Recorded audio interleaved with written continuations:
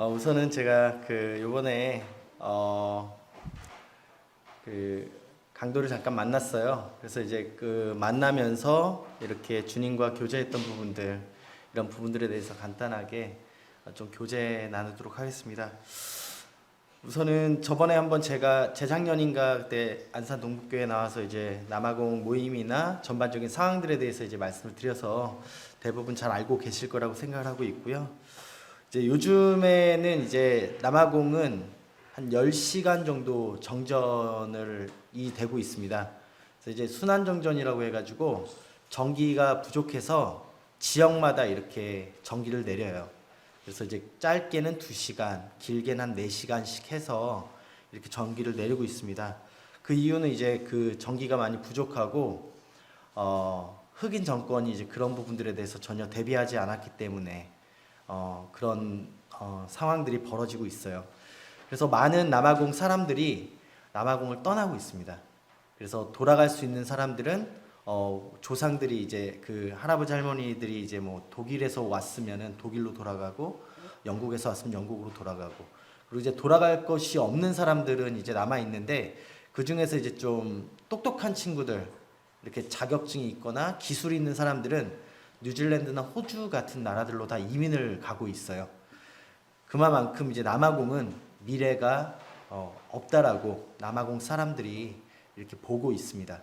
그래서 가끔씩 저희 옆에 이제 베델체플이라고 현지 모임 성도님들이 계신데, 너희들은 언제 돌아가니? 이런 말씀 하실 때가 있어요. 근데 이제 어떤 자매님께서, 어떤 모치님께서 이렇게 말씀하시더라고요. 얘네는 안 돌아가. 왜냐하면 얘네는 복음 전하는 게 목적이니까. 이제 그렇게 말씀하시는데, 이렇게 안 좋고 또 점점 경제가 안 좋아지니까 이제 치안도 이제 점점 더 안 좋아질 수밖에 없죠. 왜냐하면 돈이 많은 사람들은 엄청 많고, 이제 흑인들은 너무나 그 삶이 점점 어렵기 때문에 점점 치안이 안 좋아지고 있습니다. 그렇기 때문에 주님의 복음이 필요하죠. 그 이유는 예수 그리스도의 복음만이 그들의 삶을 바꿀 수 있기 때문입니다. 저희가 이제 코로나 이전에는 주일학교를 이제 주일에 했었는데, 요즘에 이제 토요일 날 하고 있어요. 그래서 이제 모이는 어떤 인원 제한이나 이런 부분들 때문에 이제 토요일 날 하고 있는데, 그래서 이제 저희가 기존에는 토요일 날 이제 오전에 성경 공부하고 점심 먹고 이렇게 일찍 돌아왔었는데, 이제 지금은 이제 점심 먹고 주일학교를 이제 시작을 합니다. 주일학교 하고 교사회의를 하면 한 3시 반에서 4시 정도 이렇게 돼요. 그래서 이제 그날도 이제 교사회 하고 이렇게 돌아오는데, 이제 그 요즘에 남아공 기름값이 제가 갔을 때보다 1,000원 정도가 더 올랐어요. 그리고 이제 조금 빨리 가려고 하다가 이제 카메라에 찍히면 또 벌금도 내야 되잖아요. 그래서 이제 그 속도를 이제 지켜야 되니까 이제 그렇게 운전을 하고 가다가 이제 옆에 차가 이제 제가 100km로 달리고 있는데 100km로 똑같이 달리고 이제 저를 불렀습니다. 그래서 이제 뭐 혹시 내 차에 뭐가 문제가 있나 해서 이제 창문을 열고 대화를 나누는데 마스크, 이런 자전거 탈 때 쓰는 그런 마스크를 쓰고 있더라고요. 그래서 이제 또 이제 저에게 하나 보여준 게 있는데 총이었습니다. 총을 이제 저에게 향해서 차를 세울 것을 이제 요구를 했습니다. 제가 많이 들었던 하이제킹이라고 하는 이제 차량 강도예요. 남아공은 이제 하이제킹이 점점 늘어나고 있어요. 왜냐하면 차값은 이제 상당히 비싸죠. 예, 뭐 봉고차 이런 거 막 1억이 가깝습니다.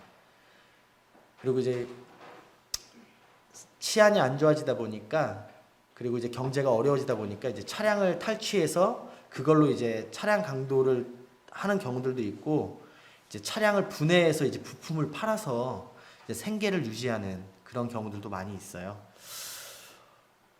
그래서 이제 저도 말로만 듣던 하이제킹을 제가 당하니까, 예, 이 총은 차원이 다른 부분이더라고요. 딱 굳어버리는데 머리가 하얘지고 어떻게 해야 되지? 라는 그 당황함, 전혀 제가 살면서 느껴보지 못했던 어떤 충격. 그러면서 이제 속도를 100km 달리다 브레이크를 밟으면서 이제 한 40km, 50km로 이제 계속 갔습니다. 쓰면 안 되거든요. 근데 이제 그러다 보니까 이제 이 친구들이 차를 이제 좀 더 속도를 내서 제 앞에를 이렇게 막았어요. 그래서 급정거를 하게 되었고 쓰게 되었습니다. 이제 3명이 내려서 이제 2명이 이제 총을 든 강도들이 이제 운전석 반대편 보조석 쪽으로 이제 걸어왔어요. 근데 그 순간 어떻게 해야 될지, 문을 열고 도망을 가야 될지, 어떻게 해야 될지, 뭐 긴 시간은 아니었지만 뭔가 이렇게 정지되어 있는 듯한 느낌, 그리고 어떻게 해야 될지 아무것도 모르는 이제 그런 상황 가운데서 이 도어락 그 잠겨 있는 그 스위치가 있는데 제가 또 문도 안 잠갔더라고요. 이제 제가 항상 운전할 때는 차를 탄 다음에 항상 문을 먼저 잠습니다. 시동을 걸기 전에. 그리고 남아공에서 사거리에 이렇게 섰을 때 우리나라는 이렇게 창문 내려고 팔 이렇게 한쪽 딱 이렇게 빼가지고 이렇게 하잖아요. 남아공에서 창문은 내리면 안 돼요. 내려도 살짝 내려야 됩니다. 근데 이제 문을 안 잠근 거죠. 많이 이제 좀 피곤했어요. 많이 피곤하고 저희가 보통 아침에 한 8시에서 이제 나가서 집에 들어오면은 한 5시 반에서 6시 정도가 되거든요. 그러니까 많이 이제 그 체력적으로 많이 이렇게 체력이 많이 소진된 그런 상태 가운데서 아마 매너리즘에 좀 빠졌던 것 같아요. 설마. 근데 이제 그러다 보니 문도 안 잠갔더라고요. 이 친구들은 옆에서 이제 문을 열기만 하면 되는데 아, 끝났구나. 그런 생각 가운데 제 손이 한번 이렇게 문을 잠갔습니다. 잠갔는데 잠겼어요. 그리고 그 순간 이 친구들이 문을 열었습니다. 이게 도어락이 잠겨 있으니까 이제 문이 안 열리는 거죠. 근데 이제 거기가 왕복 2차선 도로였기 때문에 이제 이 차를 이렇게 막았는데 후미 부분이 이제 주행차로에 걸쳐 있기 때문에 이제 운전을 하던 강도가 이제 차를 앞으로 이렇게 뺀 상태였어요. 그 시간 동안에. 그러니까 문이 잠기니까 약간 마음 가운데 끝났구나가 아니라 어떤 희망이 보이고 이제 정면을 봤을 때 차가 이제 앞으로 이제 돼 있어서 제가 이렇게 빠져나갈 수 있는 공간이 확보가 되어 있는 상태였어요. 저도 모르게 그냥 악셀을 밟고 도망을 갔습니다. 도망가면서 주님, 어떻게 하죠? 이렇게 집에까지 도망을 가야 되는 겁니까? 한 6, 70km가 남았는데 되게 그 떨리고 어떤 그 심적으로 불안한 그런 상황 가운데서 제가 할 수 있는 것은 주님께 부르짖으며 주님 도와주세요 하면서 이제 운전을 할 수밖에 없었어요. 뭐 딱지고 뭐고 상관없죠. 풀악셀을 밟아서 계속 도망갔는데 한 4, 5km 갔는데 그쪽에 이제 합법적인 강도들이 서 있더라고요. 남아공에서 합법적인 강도는 경찰이에요. 경찰들도 이제 돈을 뜯어내기 위해서 혈안이 되어 있기 때문에 왜 그렇게 경찰이 반가운지요. 중앙선을 넘어서 경찰 앞에 차를 대고 하이제킹이라고 얘기했고 그때 이제 저를 따라오던 강도들이 이제 저희 앞을 지나갔습니다. 그래서 경찰들이 이제 그 친구를 따라갔어요. 근데 이제 제가 느끼기에 빨리 따라가야 되는데 너무 버벅대는 거예요. 그리고 제가 또 정신이 없어서 경찰차 앞에다가 주차를 해버렸어요. 그래서 또 차를 빨리 빼라고 그래서 또 차를 또 빼고 그러면서 제가 느끼기에 놓치겠다, 못 잡겠다라는 생각이 들었고 그러면 이 친구들이 숨어 있다가 제가 또 전 집에 가야 되잖아요. 그럼 또 숨어 있다가 나를 또 따라하면 어떡하지? 라는 어떤 그런 불안한 마음이 있었는데 그렇다고 거기 서 있으면 뭐합니까? 그래서 이제 그 강도들이 간 길로 이제 따라갔어요. 근데 이제 그 도로는 왕복 2차선 도로인데 갓길이 포장이 안 돼 있는 도로입니다. 그래서 이제 거기서 이제 도망가려면 무리하게 앞지르기를 해야 되는 거예요. 근데 이제 그 도로가 거의 끝나는 지점에 뭔가 사고가 났는지 차들이 이렇게 많이 막혀 있었습니다. 그래서 이제 제가 가봤더니 이제 그 강도 차가 이제 무리하게 앞지르기를 하다가 정면에서 오는 반대편에서 오는 차량 정면 충돌을 하고 차가 전복이 되어 있는 상태였어요. 그래서 이제 제가 물어봤는데 이제 2명이 차에 있다 그러더라고요. 그러니까 아마 그 3명 내린 친구들은 마저 못 태우고 이제 놀래서 저를 이제 추적을 했던 것 같아요. 그래서 제가 이제 경찰들에게 이제 정보를 제 연락처를 주고 혹시 제 증언이나 제가 이제 제 차에 블랙박스가 있거든요. 남아공에는 블랙박스가 있는 차는 없어요. 근데 그래서 이제 블랙박스 레코딩이 되어 있으니까 혹시 증거가 필요하면 나에게 연락을 달라고 하고서 집에 돌아왔습니다. 집에 돌아오면서 한 1시간 정도 더 운전을 하면서 왔는데 어떻게 왔는지 기억이 나지 않고 계속 주님과 교제하는 시간들을 가졌어요. 왜냐면 우리가 잘 아는 것처럼 잠언 3장 6절에 보면 범사의 그를 인정하라는 말씀들 우리 마음 가운데 다 새기고 있다고 생각을 하는데요.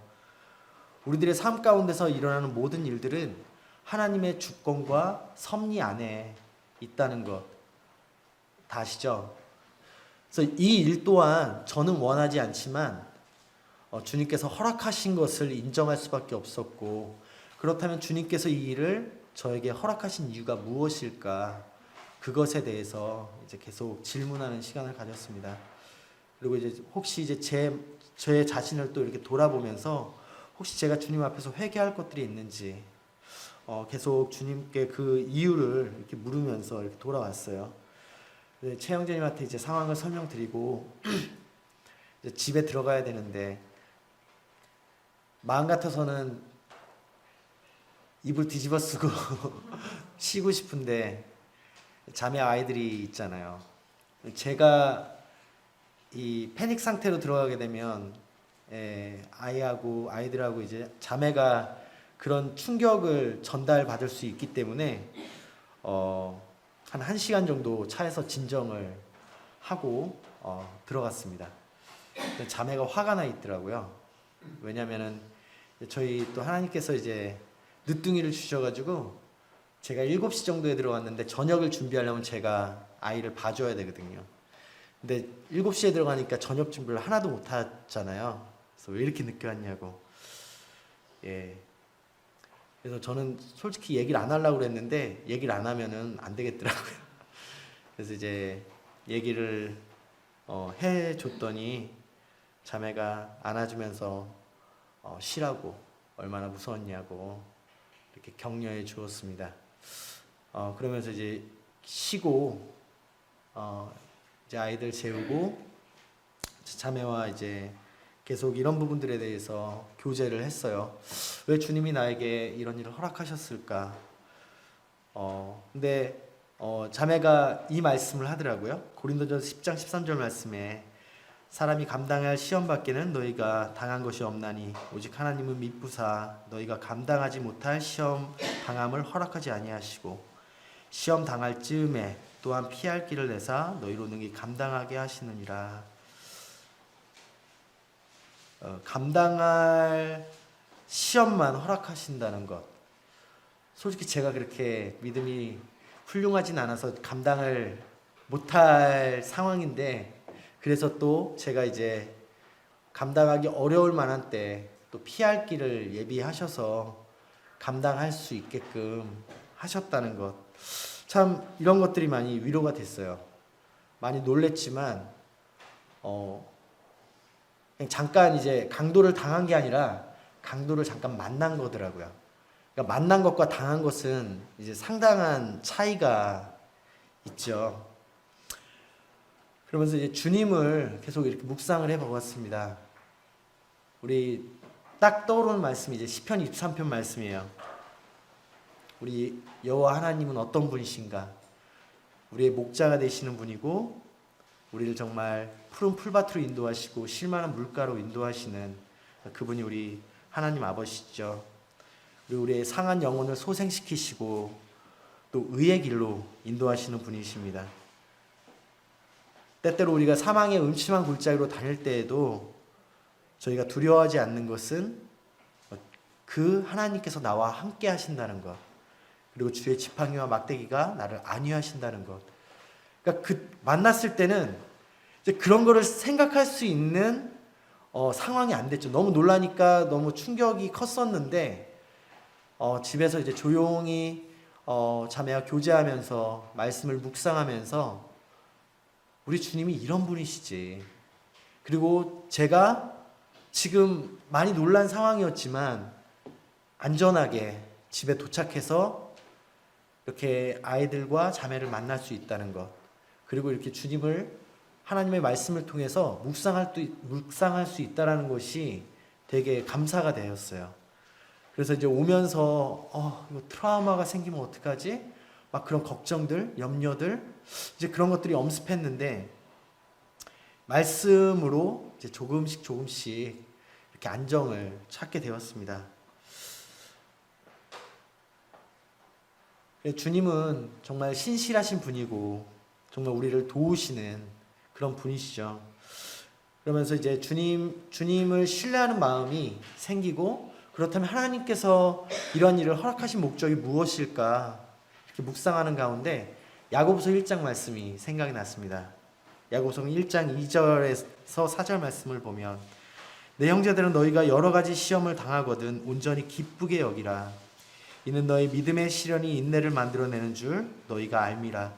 인내를 온전히 이루라. 이는 너희로 온전하고 구비하여 조금도 부족함이 없게 하려 함이라. 우리가 잘 아는 말씀처럼 이제 야고보서 이 1장 말씀은 이제 하나님께서 우리를 시험하신다는 말씀이죠. 그래서 우리나라 이제 성경에는 이제 시련으로 나와 있는데 영어로 보면 이제 테스트와 템테이션으로 이제 구분이 되어 있습니다. 그래서 이제 이 테스트는 하나님께로부터 오는 시련이죠. 그리고 이 템테이션은 사탄으로부터 오는 시련입니다. 근데 이 시련의 목적이 다릅니다. 이 테스트는 하나님께서 우리에게 시련을 주시는 목적은 우리가 하나님 앞에서 인내를 배우고 또 하나님 앞에서 온전하고 조금도 부족할 것이 없는 자로 만드시기 위해서 우리를 그런 시련을 허락하신다는 거죠. 우리는 그런 시련을 극복할 수 있는 능력이 없죠. 하지만 우리 믿는 그리스도인들의 삶 가운데는 성령 하나님께서 함께 하시잖아요. 성령 하나님이 헬퍼로서 저희들의 삶을 도와주시고 또 하나님의 말씀에 우리가 순종하고 나아갈 때 우리의 삶이 이렇게 주님 안에서 변화가 되지 않습니까? 이것이 이제 신앙생활이잖아요. 근데 저는 이 일을 당하면서 하나님께서 이 일을 나에게 허락하신 이유는 제가 많이 부족하고 연약합니다. 뭐 선교사라고 뭐 완벽한 게 아니잖아요. 그런데 하나님께서 이 일을 허락하신 목적은 이 일을 통해서 주님과 더 교제하고 깊은 사귐 가운데 이것을 극복함으로 인해서 영적으로 제가 더 성장하기를 바라시는 그런 목적이 있다라는 것을 말씀을 통해서 이렇게 교훈받게 되었어요.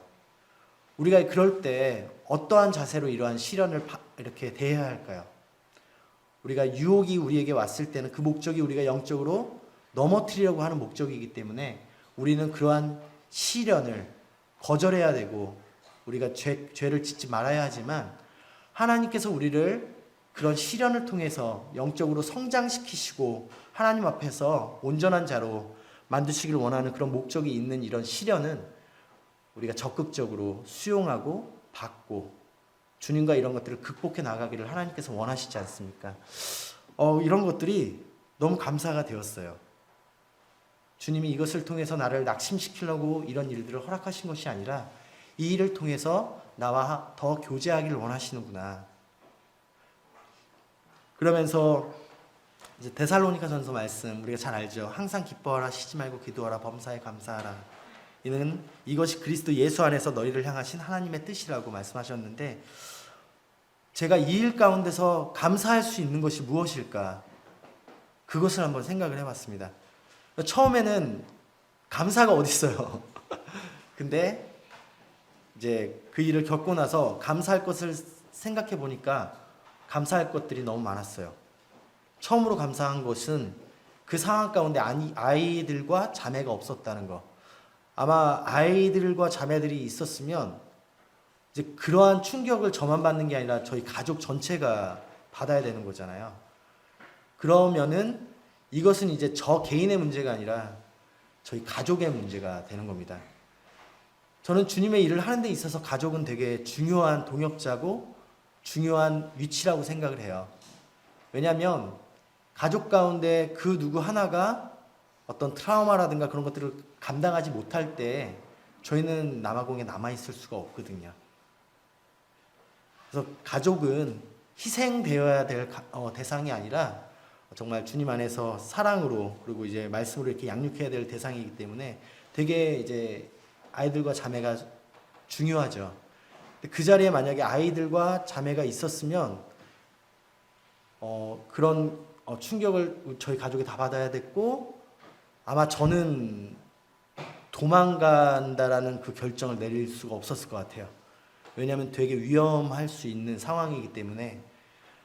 근데 이제 그때 저 혼자 있었다는 것, 이것이 이제 첫 번째로 감사했고, 두 번째로는 이 강도들이 총을 갖고 있기 때문에 보통은 도망가면 총을 쏴서 사고가 나는 경우들이 많습니다. 하나 예로 어떤 백인 부부가 이제 부자여서 그런지 이제 람보르기니를 몰고 주유소에 갔는데 이 하이제킹 강도들이 따라온 거예요. 그래서 이제 차를 내놓으라고 했는데 남편이 그냥 도망갔어요. 그때 이제 강도가 쏜 총에 부인이 즉사하는 그런 사고가 이제 있거든요. 그러니까 이게 그냥 이야기가 아니라 남아공 실제 삶이 그래요. 살다 보면 이제 총기 사망 사고들이 많이 일어나는 게 남아공이기 때문에. 근데 이제 그때 이제 이 친구들이 총을 쏘지 않았다는 거, 그리고 가까운 거리에 경찰이 있었다는 거. 경찰이 없었으면 이제 저도 그냥 왕복 2차선 도로를 가야 됐겠죠. 그러면 이제 제가 쫓기는 입장이다 보니까 무리하게 중앙선을 넘어서 과속을 하면서 달릴 수밖에 없는 상황이잖아요. 그랬다면 저도 이제 좀 위험하게 운전을 할 수밖에 없는 그런 상황이기 때문에 제가 그 강도들처럼 정면 충돌을 할 수도 있는 거잖아요. 근데 가까운 곳에 정말 그 피할 길 경찰들을 만나게 하셨다는 것, 그리고 안전하게 집에 도착해서 아내와 가족들을 이렇게 만날 수 있었다는 것, 이것이 정말 너무 감사가 되는 겁니다. 그러면서 이제 떠올랐던 말씀이 이제 고린도후서 말씀인데요. 고린도후서 1장 11절에서 23절에서 17절 말씀, 바울의 고백이죠. 내가 수고를 넘치도록 하고 옥에 갇히기도 더 많이 하고 매도 수없이 맞고 여러 번 죽을 뻔하였으니 유대인들에게 40에서 하나 감한매를 5번 맞았으며 3번 태장으로 맞고 1번 돌로 맞고 3번 파선하고 일주야를 깊은 바다에서 지냈으며 여러 번 여행하면서 강의 위험과 강도의 위험과 동족의 위험과 이방인의 위험과 신의 위험과 광야의 위험과 바다의 위험과 거짓 형제 중의 위험을 당하고 또 수고하여 애쓰고 여러 번 자지 못하고 줄이며 목마르고 여러 번 굶고 춥고 헐벗었노라. 참 초대교회의 이 사도들의 삶을 보았을 때 그들의 삶은 정말 고난 가운데 처해 있었던 것들을 보게 됩니다.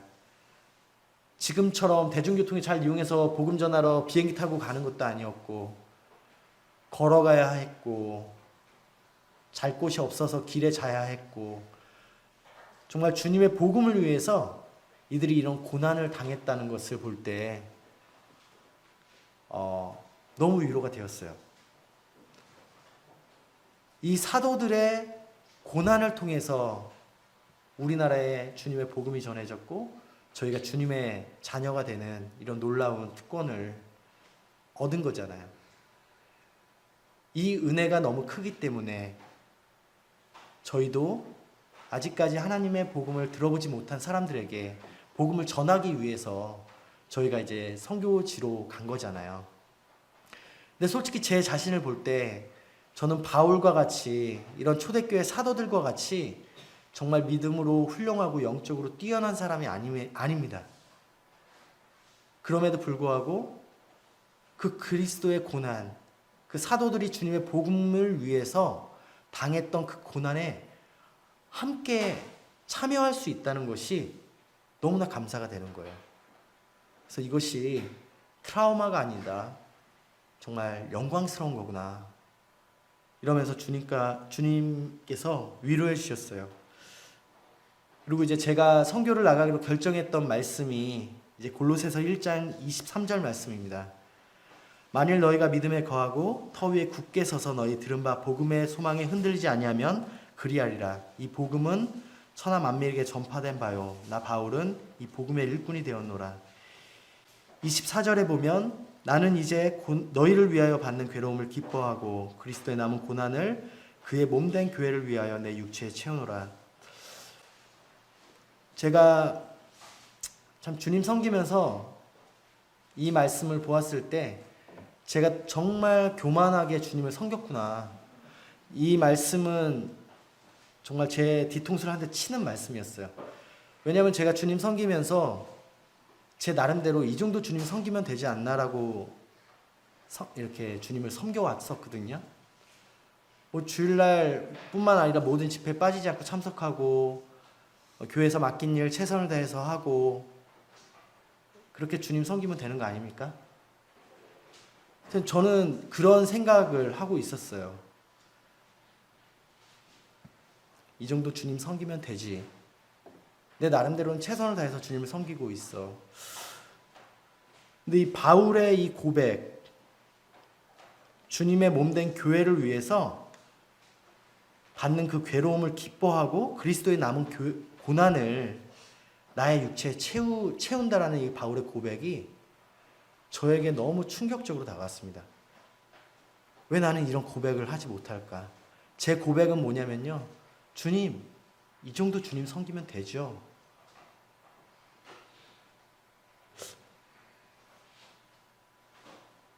바울이 받은 구원은 내가 받은 구원과 다른 것인가? 주님께서 십자가에 죽으실 때 바울만을 위해서 죽으신 건가? 전 이해가 되지 않는 거예요. 근데 나는 왜 이러지? 똑같은 예수 그리스도의 십자가의 복음을 통해서 구원받았는데 왜 나는 이런 고백을 하지 못할까? 그러면서 이제 주님 앞에서 정말 교만하게 주님을 섬기고 있었던 제 자신을 바라보게 되었고 정말 눈물로써 주님 앞에 회개하는 시간을 가졌어요. 그러면서 제가 주님 앞에 고백했던 것이 뭐냐면 주님, 바울의 이 고백이 저의 고백이 되길 원합니다. 이러면서 이제 선교지를 간 거거든요. 근데 이번에 이것이 참 충격적이고 되게 비록 힘든 일이었지만 정말 그 주님의 복음을 위해서 그리스도의 남은 고난을 내 육체에 이렇게 채운다는 것이 너무 감사가 되는 겁니다. 그리고 주님께서 정말 연약한 저의 그 고백을 들으시고 이런 고백을 할 수 있는 자로 세우셨다는 것, 그런 마음을 주님께서 허락하셨다는 것이 참 주님 앞에 감사가 되었어요. 그러면서 이제 저희가 이제 이게 처음에는 되게 많이 놀랬고 그래서 이걸 알려야 되나 하다가 정말 이제 이게 회복하기 위해서는 정말 성도님들의 기도가 필요하다는 생각이 들었고 이제 자매가 이제 열린교회 선교후원의 이영영 자매에게 먼저 연락을 드려서 이제 기도 부탁을 드렸습니다. 왜냐하면 이런 것들이 제가 스스로 극복할 수 있는 문제는 아니잖아요. 그리고 저 주변에 있는 많은 선교사님들이 이런 문제로 인해서 돌아가신 분들도 있고 아직도 이제 그 좀 충격 가운데 계신 분들도 많이 있거든요. 근데 이런 것들을 기도 제목으로 내놓고 함께 기도 부탁을 드렸고, 근데 더 감사했던 거는 그 베델체플 남아공 성도님들에게도 이제 기도 제목을 부탁을 드렸는데 이분들은 거의 모든 분들이 이런 경험들이 있으세요. 근데 이제 그분들은 그 나라가 자신들의 나라이기 때문에 어디 가서 쉴 수 있는 것도 없고 그렇지 않습니까? 근데 참 요번에 그 기도 제목을 듣고 열린길 선교후원회에서 짧더라도 좀 들어와서 안전한 곳에서 안정을 취하는 것이 더 도움이 될 거라고 이렇게 권면해 주셔서 들어올 것을 이렇게 말씀하셔서 전혀 생각지도 못했는데 주님의 은혜로 이렇게 또 들어오게 되었고요. 처음에는 그냥 조용히 좀 휴식을 취하다가 가려고 했는데 그런 것보다는 주님의 말씀을 함께 교제하고 또 성도님들과 주님을 이렇게 교제할 때 영적으로 더 힘이 나고 그럼으로 인해서 이렇게 주님께 영광을 돌릴 수 있는 시간들이 되잖아요. 그러면서 이제 저도 이제 영적으로 충전을 받고 이렇게 지금은 많이 안정이 되어 있는 상태예요. 물론 이제 이번 주 이제 주일날 16일날 이제 남아공에 돌아가게 되는데 모르겠습니다. 어떤 느낌일지는. 근데 이제 우선은 한국은 최소한 따라오는 사람은 없으니까 좀 안심하고 이렇게 운전도 하고 그러는데 아직 좀 그 육체적으로 좀 많이 놀라서 몸이 이제 경직돼 있고 약간 좀 두통 같은 것도 좀 있고 그런 좀 육체에 연약한 부분들이 있어요. 근데 이제 계속해서 이렇게 성도님들 기억해 주시고 연약한 형제의 회복을 위해서 그리고 이런 것들을 잘 감당해서 정말 주님의 복음을 전하는 데 있어서 어려움이 되지 않도록 이렇게 기도로서 함께 동역해 주시면 감사하겠습니다. 이상입니다.